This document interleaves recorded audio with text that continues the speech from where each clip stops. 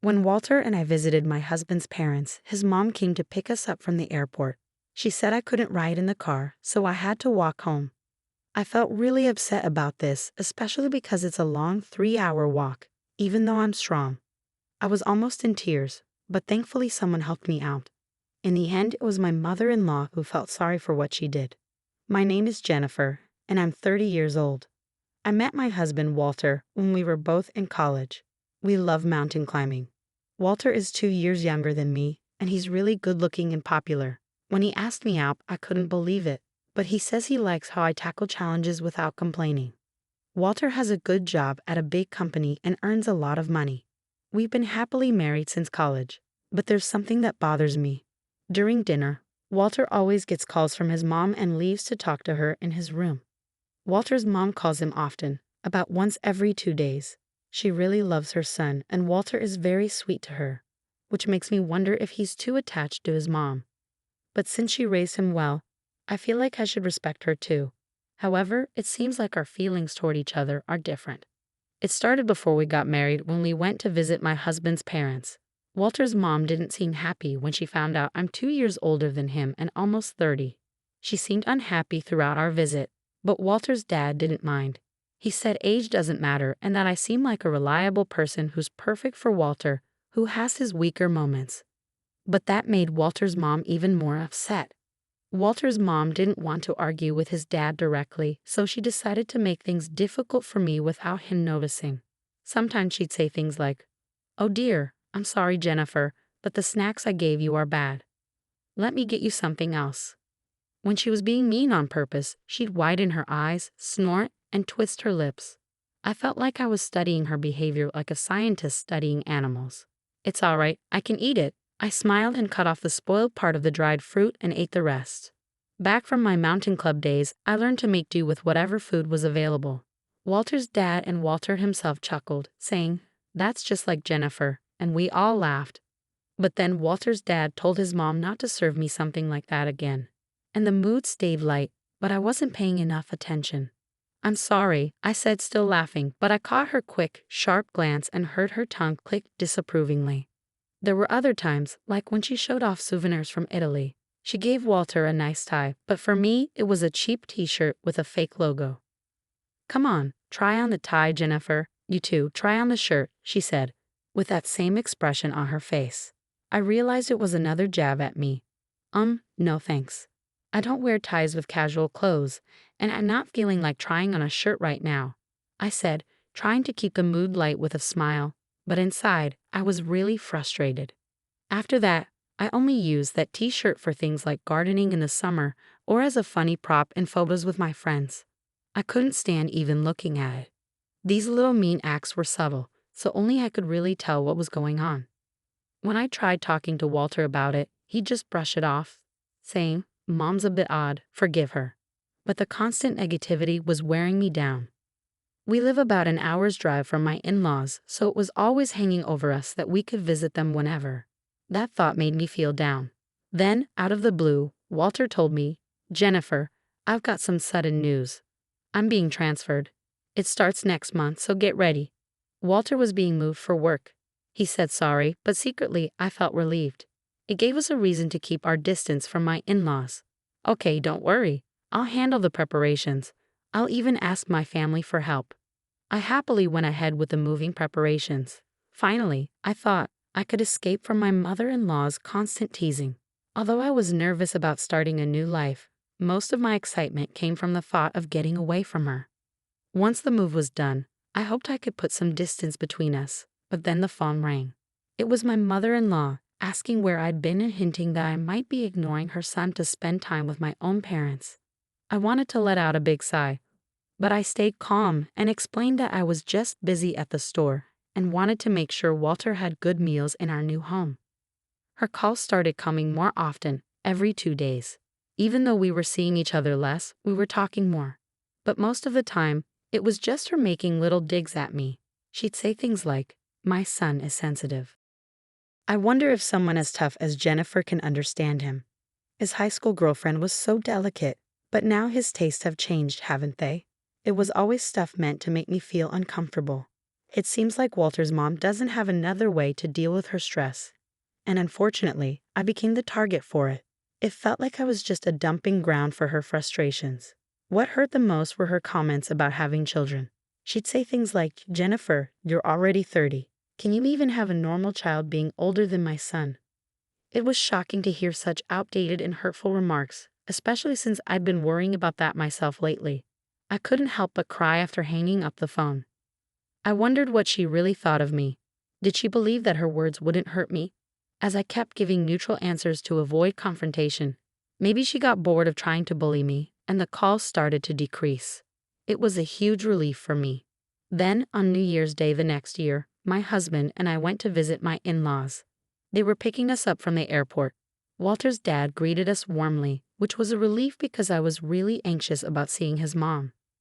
His friendliness made me feel better. We exchanged New Year's greetings, and despite my worries, it seemed like things might be okay.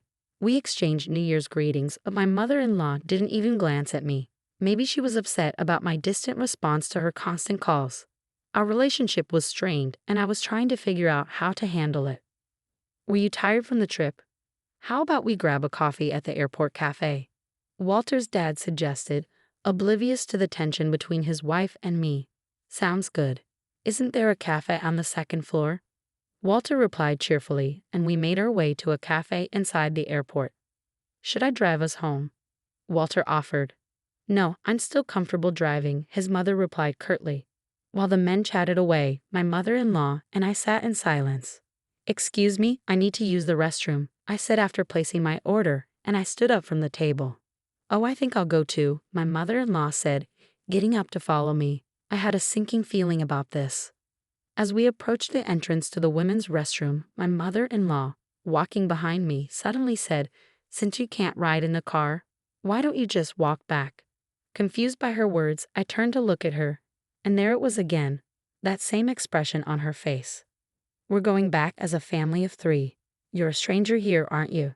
I couldn't believe what I was hearing. Walk back from here to my in-laws' house? How far was that? And to call her son's wife a stranger. I stood there, frozen in shock, as my mother-in-law kept hurling words at me. "I've been kind enough to call you often, but you always respond so coldly. Living near your parents' house has made you arrogant. I don't even want to think of you as my daughter-in-law. You're just a stranger, a complete stranger." Her voice was getting louder. I was stunned, but I didn't want to make a scene in public, so I replied quietly, "Yes, I understand." Feeling too embarrassed to go back to where Walter and his dad were, I headed towards the airport exit, feeling heavy-hearted. Even though she told me to walk back, this was an airport, surely there were taxis or buses. I could take one as far as possible and then walk the rest of the way.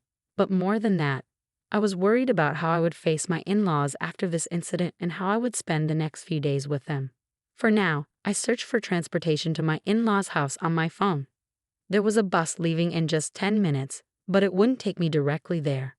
From where it dropped me off, I'd have to walk. It might take about 3 hours in total. 3 hours. I could manage that with my legs trained from mountain climbing. But there's a big difference between walking for fun and being forced to walk because of harassment. Tears filled my eyes. Was it really my fault? Maybe if I had been nicer on the phone, even after hearing those hurtful things, none of this would have happened. Lost in these thoughts as I walked, I suddenly felt a tap on my shoulder from behind. "Jennifer, why are you walking here?" It was Walter's dad. "Didn't my wife say something to you at the restroom?" "I was on my way there too, and I saw you and my wife talking, and then you started to leave, so I followed you." Looking at his kind face, the tears I'd been holding back finally spilled over, running down my cheeks. "Jennifer, what's going on?" he asked with concern. I made up my mind to tell Walter's dad the truth. So I shared with him exactly what his wife had said, and he became angrier than I'd ever seen him. Oh my, did she really say that to my son's wife? Then, to my surprise, he said something unexpected. "I'll walk with you, Jennifer."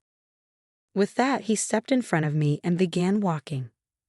Father-in-law? Don't worry. I used to enjoy mountain climbing, and I went on many trips with Walter when he was little. A 3-hour walk one way is nothing. Sure enough, Walter's dad walked with a steady stride, not at all like someone in their 60s. "Come on, let's go." We didn't tell Walter we were leaving. Is that okay? I suddenly remembered that I hadn't informed Walter about our departure. Walter will be all right. She'll probably convince him to wait. I'll give him a call. With that, Walter's dad took out his phone. He was sending a text to Walter's mom.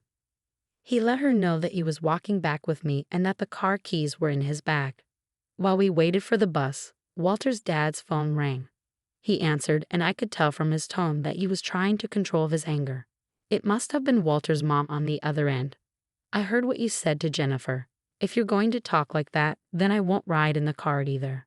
I could hear Walter's mom's panicked voice shouting from the other end. That's not true. She said she wanted to walk for exercise. I was more bewildered than anything. We'll discuss this when we get home, Walter's dad said firmly as he hung up and pocketed his phone. Maybe because Walter's dad's phone was busy, mine started ringing next. It was definitely Walter's mom. Walter's dad and I exchanged a glance. What could she want now? To tell us to get in the car? I definitely wasn't going to pick up, so I decided to ignore it too. Father-in-law and I quietly boarded the bus and continued our walk after getting off. This way is a shortcut. There's a slope here for a while. But let's do our best, he said, occasionally offering advice as we walked. It almost felt like we were climbing a mountain together. But I hadn't planned on walking so much today, and I was just wearing regular boots. Father-in-law had on leather shoes. This is going to be tough on our feet, I thought to myself, but I only asked once. Father-in-law, are your feet okay? Won't walking for a long time in those shoes hurt them? He glanced at my feet and squinted. Looks like we're in the same boat. It's unbelievable that she would make a woman walk so far in those shoes. We both thought about calling a taxi, but neither of us said anything, wanting to defy Walter's mom. But Jennifer, you're strong. You're walking such a long distance without complaining. I bet that's what attracted Walter to you, he said, making me feel a little better. After a long walk, we kept going, stopping at a grocery store to buy drinks from vending machines to stay hydrated. About 3 hours later, as the sun started to set, we finally reached my in-laws' house. Their car was parked out front. Mother-in-law and Walter must be inside. We're back, Father-in-law announced as he opened the front door, and Walter rushed over. Jennifer, I was so worried. What happened? Why did you suddenly decide to walk back for exercise? Did Mom say something? No, that's not it. Mom told Jennifer to walk back, Father-in-law explained, looking understandably exhausted as he took a seat near the entrance. Mother-in-law, who had just come out of the living room, looked shocked and pale. No, that's not true. It's not what happened. It seems there's been a misunderstanding. What misunderstanding? I couldn't stay silent any longer. You said, since you can't ride in the car, why don't you walk back? Didn't you? I stated plainly. I despise lying, and this situation reminded me of my mountain climbing club days. A 3-hour walk one way was good exercise. Walter glanced at his mother. He knows I'm not the type to lie, I added. The eyes of Walter, his father, and I were all fixed on mother-in-law. What, you believe this woman over me? You're choosing her over your family? She's just a stranger, isn't she? Mother-in-law screamed. So I wasn't allowed in the car because I'm a stranger, I said quietly. Mom, I can't believe you would say something like that. Jennifer is an important part of my family. I wanted you to feel the same way, Walter said, his fist clenched, his hand trembling with anger. If you're going to treat Jennifer like this, I'm done with you, Mom. I won't answer your calls anymore. Don't contact Jennifer either, Walter declared, taking my hand firmly. Let's go. Walter, wait, but Walter slammed the door shut, and without a backward glance, he took my hand and we started walking. A year later. Hey Jennifer, Walter, come check out this view. It's amazing up here. Walter, his father, and I were out mountain climbing together. 6 months after the New Year incident, Walter got a transfer and we moved back to our old neighborhood. After what happened at the New Year celebration, Walter's dad decided to get a divorce and move closer to our house. Climbing together on weekends has become a regular thing for us. Shall we have lunch here? At the summit, we eagerly began preparing our meal. As we worked, Father-in-law started talking. Mom went on a spending spree after the divorce. Even though the property was divided fairly, it seemed she's already having financial troubles. Maybe she was feeling lonely. The divorce was tough, with lots of crying and screaming. Maybe it's best for both of us to have some distance now. She needs to expand her world too. Otherwise, she's the type to take out her stress on those close to her. I listen quietly to their conversation. I'll focus on my own world so I don't have to unload my stress onto others. Looking out at the view from the mountain with my dear family, I made that promise to myself.